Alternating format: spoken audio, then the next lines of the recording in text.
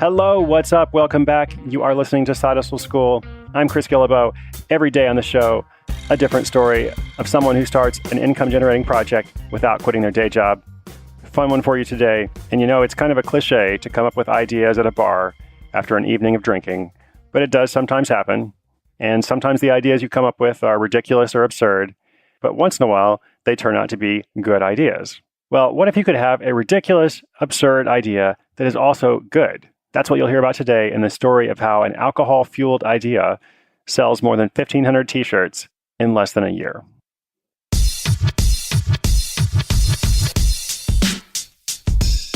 Like a lot of ideas, some of them actually good, the concept of a giant pocket shirt came up at a bar. Jake Kellenbeck works as a server and bartender in Tampa, Florida. Until now, he has never had a side hustle. But one night, as the story goes, Jake was with two of his buddies, John and Alex. At some point, after a lot of beer was consumed, one of them said, "Hey, wouldn't it be cool if there was a t-shirt with an enormous pocket on the front of it?" The guys kept talking, and one of them mentioned how fun it would be to put things like puppies in your pocket as you walk down the street, or perhaps a Slurpee. And then they were off to the races, thinking of all kinds of crazy things you could carry around if only you had an enormous pocket on your t-shirt. Again, I probably don't need to remind you that they were drinking. But the next day, they kept thinking about it. And looking online, they checked to see if anybody was selling anything like this already. There was nowhere to buy that giant pocket shirt of their dreams. So first they asked if Jake's mom would help them out, and sew a few of them to see what they looked like. Mrs. Kellenbeck humored them. The giant pocket shirts turned out great.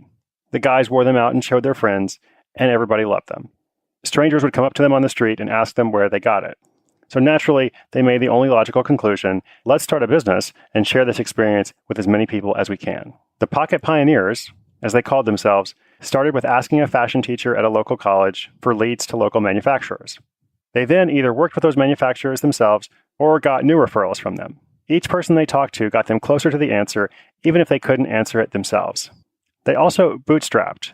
Their startup costs were low because they did most things themselves.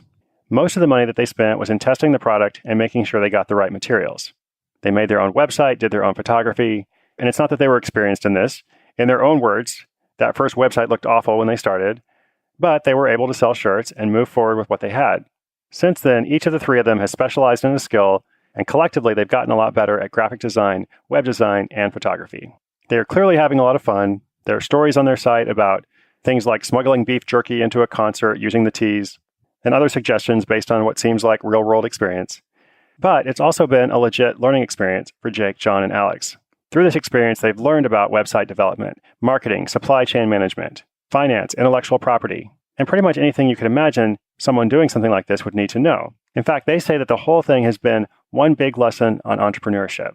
It's almost like going to business school, except it's better because what they're learning is directly applicable, and instead of investing tens of thousands of dollars, this project is actually profitable. Since dreaming up the idea on that drunken evening, Jake and the Pocket Pioneers have sold more than 1,500 shirts. Because they did so much of the work themselves, those startup costs were less than $3,000. They tested different styles, fabrics, cuts, pocket sizes, materials. The sales price for the shirt is between $20 and $30. They're still just getting going, but they've already made around $35,000. Or at least that's the gross amount. It doesn't account for beer and other important deductions.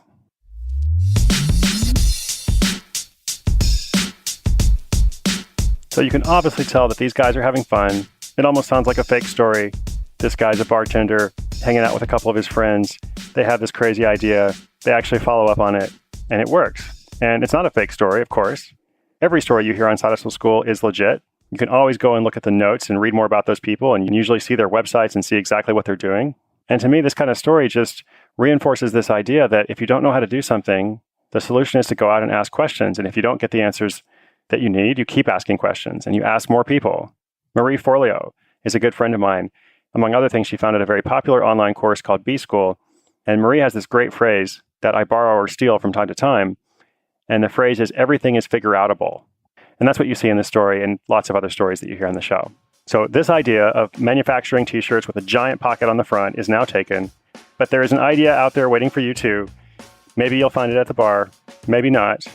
But when you find it, or when you think you find it, I hope you don't just daydream about it. I hope you actually take action to pursue that idea, to figure it out, and to see what might happen if you actually work toward making it reality. Speaking of show notes, if you want to see those notes, learn more about the Pocket Pioneers, just go to sidehustleschool.com/68. I'm Chris Guillebeau. This is Side Hustle School, and I'll see you tomorrow.